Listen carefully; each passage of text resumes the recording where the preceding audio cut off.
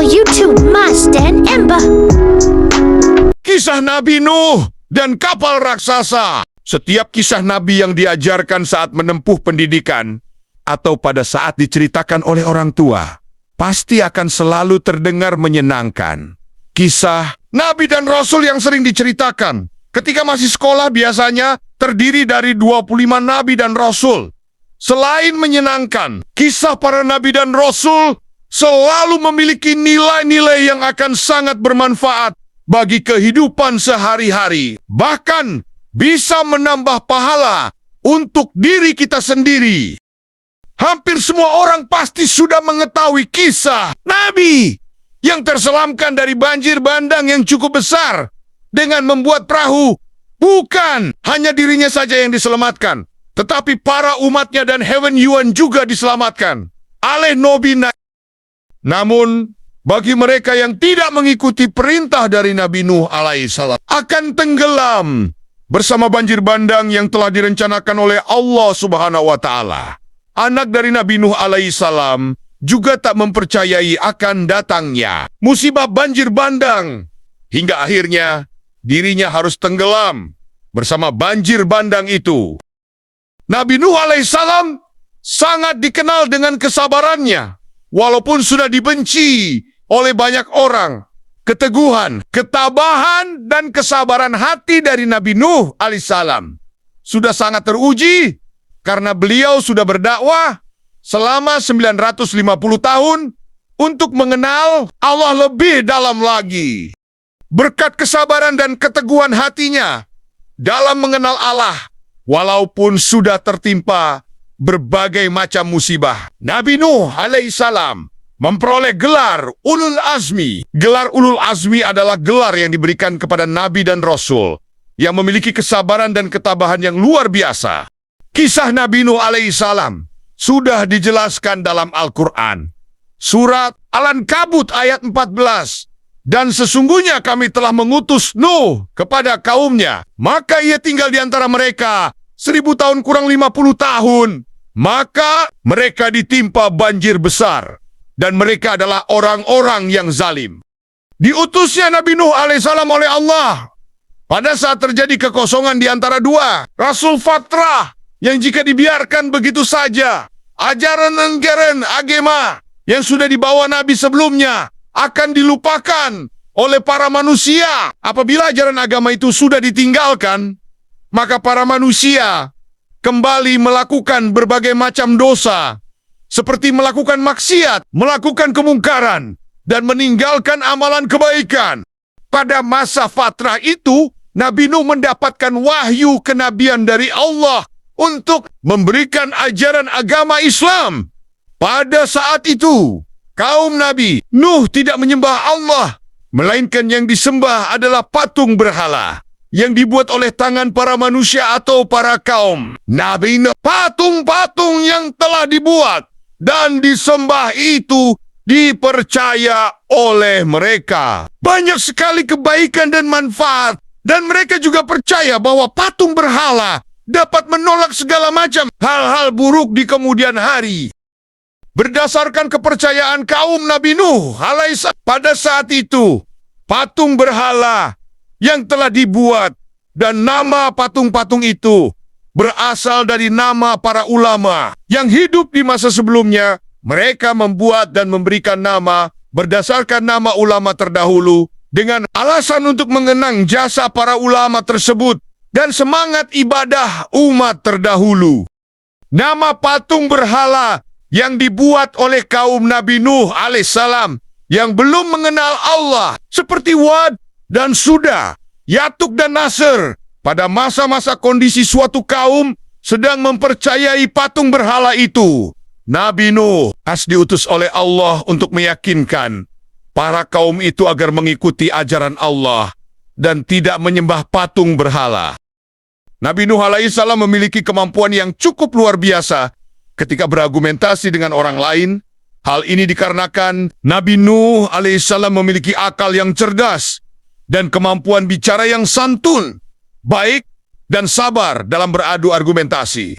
Nabi Nuh yang sudah diutus oleh Allah selalu berusaha untuk meyakinkan kaumnya agar tidak lagi menyembah patung berhala dan mengajak kaumnya untuk kembali kepada ajaran Allah. Nabi Nuh tidak pernah menyerah untuk menyadarkan kaumnya dan ia selalu mencari berbagai macam cara seperti melakukan dakwah. Namun kaumnya yang tidak taat itu menolak ajakan Nabi Nuh. Hal ini terkandung di dalam Al-Quran. Surat Al-Araf ayat 59. Sesungguhnya kami telah mengutus Nuh kepada kaumnya. Lalu ia berkata, "Wahai kaumku, sembahlah Allah. Sekali-kali tak ada Tuhan bagimu selain Dia. Sesungguhnya, kalau kamu tidak menyembah Allah, aku takut kamu akan ditimpa azab pada hari yang besar kiamat." Dakwah Nabi Nuh berupa ajakan kaumnya untuk melihat dan merasakan segala hal yang ada di muka bumi ini merupakan ciptaan Allah, mulai dari matahari, bulan, dan bintang-bintang. Tak hanya itu, tumbuh-tumbuhan, hewan, dan air yang mengalir yang dapat dinikmati dan dirasakan oleh manusia, termasuk ciptaan Allah. Perubahan siang dan malam serta hal-hal yang ada di muka bumi adalah bukti nyata bahwa Allah itu benar-benar ada dan Tuhan yang harus disembah, bukan patung berhala yang disembah. Bukan hanya memberikan bukti akan tanda kebesaran Allah, Nabi Nuh juga memberikan dakwah bahwa setiap amalan perbuatan yang dilakukan oleh manusia akan ada ganjarannya dari Allah apabila amalan perbuatan yang dilakukan berupa kebaikan dan menaati perintah Allah, maka manusia akan mendapatkan surga. Sementara itu, jika amalan perbuatan yang dilakukan berupa keburukan atau tidak menjalankan perintah Allah, maka ganjarannya adalah neraka. Kesabaran, ketabahan, dan keteguhan hati Nabi Nuh dalam menyebarkan ajaran agama Allah melalui dakwah selalu ditolak oleh sebagian besar dari kaum Nabi Nuh. Meskipun banyak yang menolak ajaran Allah, tetapi masih ada manusia yang menerima ajakan Nabi Nuh untuk mengikuti ajaran Allah. Selama 950 tahun, Nabi Nuh selalu melakukan dakwah agar kaumnya tidak berjalan di jalan yang sesat, yang bisa merugikan diri sendiri karena diberikan azab oleh Allah. Ajakan-ajakan beliau dalam dakwahnya selalu berhubungan dengan tidak menyembah patung berhala dan kembali menyembah Allah yang Maha Esa. Dengan mengajak kaumnya untuk menyembah Allah, maka Nabi Nuh sangat berharap agar kaumnya kembali ke jalan yang benar dan terang. Selain itu, Nabi Nuh juga mengajarkan kepada kaumnya untuk selalu saling menyayangi dan saling tolong-menolong. Beliau juga sangat berjuang dengan keras agar sifat sombong yang dimiliki oleh manusia dengan kedudukan yang cukup tinggi itu, agar menghilangkan sifat-sifat buruk itu dan digantinya dengan memberikan kasih sayang.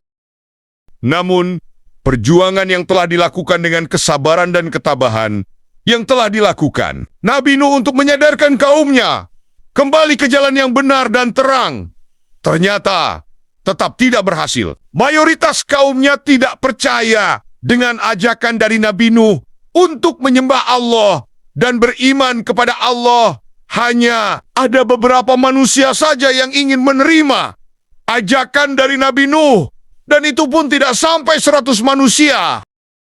Setelah berjuang untuk menyadarkan kaumnya agar tidak lagi menyembah patung berhala selama ratusan tahun, bahkan hampir 1000 tahun, Nabi Nuh mendapatkan perintah dari Allah agar segera membuat kapal yang sangat besar yang bisa menampung manusia, para pengikutnya, dan hewan. Mereka yang menerima ajakan Nabi Nuh mulai membuat kapal besar yang telah diperintahkan oleh Allah dengan mengumpulkan bahan-bahan yang dibutuhkan dalam pembuatan kapal. Mereka yang membuat kapal memilih tempat yang jauh dari keramaian masyarakat dan jauh dari kota. Mereka sangat bersemangat dalam membuat kapal ini, sehingga siang dan malam digunakan untuk menyelesaikan pembuatan kapal besar yang telah diperintahkan oleh Allah. Alasan Nabi Nuh untuk membuat kapal jauh dari kota dan keramaian agar para masyarakat tidak banyak yang tahu. Dan Nabi Nuh bersama manusia yang menerima ajakannya dapat mengerjakan pembuatan kapal dengan tenang.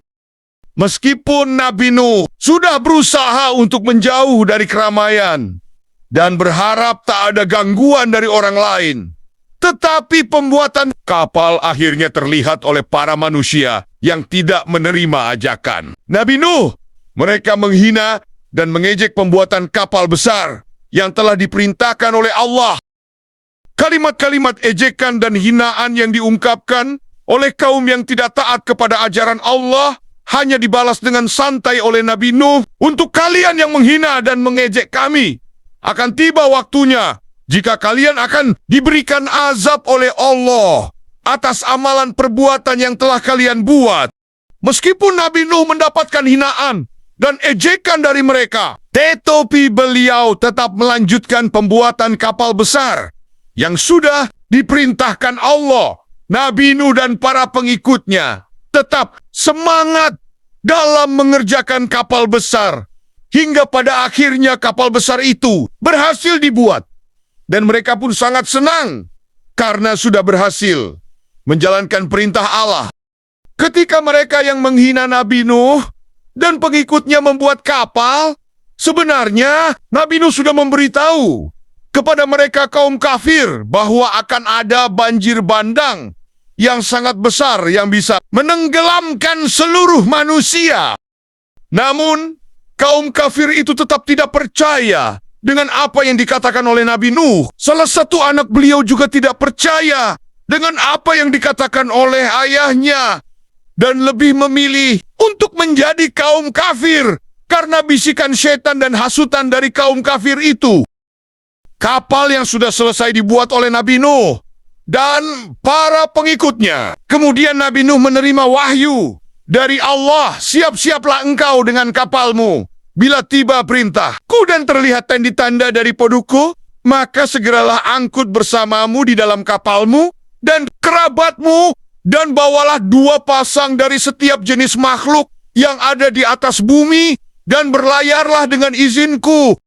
Setelah mendapatkan wahyu dari Allah, Nabi Nuh menunggu suatu hari akan tiba, yaitu hari di mana hujan akan turun dengan sangat lebat, dan banjir bandang akan tiba. Sebelum hari banjir bandang itu tiba, Nabi Nuh mengajak pengikutnya untuk bersiap-siap agar segera naik ke kapal. Hingga tibalah waktunya hujan turun dengan sangat deras, dan air pun mulai menggenangi daratan yang rendah terlebih dahulu.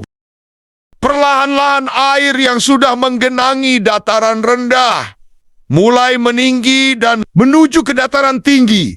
Hingga pada akhirnya, air bah itu sudah mulai menggenangi seluruh daratan, dan hanya orang-orang mukmin dan pasangan makhluk hidup saja yang ada di kapal Nabi Nuh saja yang berhasil selamat dari air bah yang menenggelamkan seluruh daratan.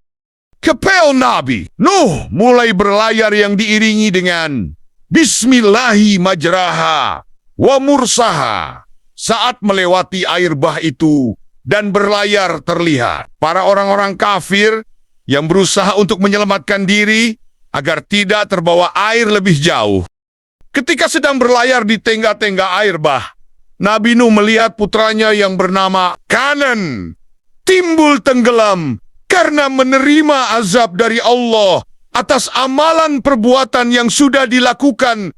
Nabi Nasonggot bersedih dengan kepergian anaknya yang meninggal dalam keadaan kafir, tidak beriman, dan belum mengenal Allah.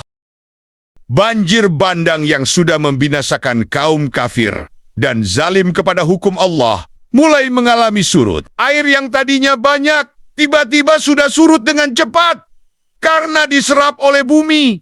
Setelah air bah atau banjir bandang yang sudah surut, kapal Nabi Nuh mulai berhenti di atas bukit Judi.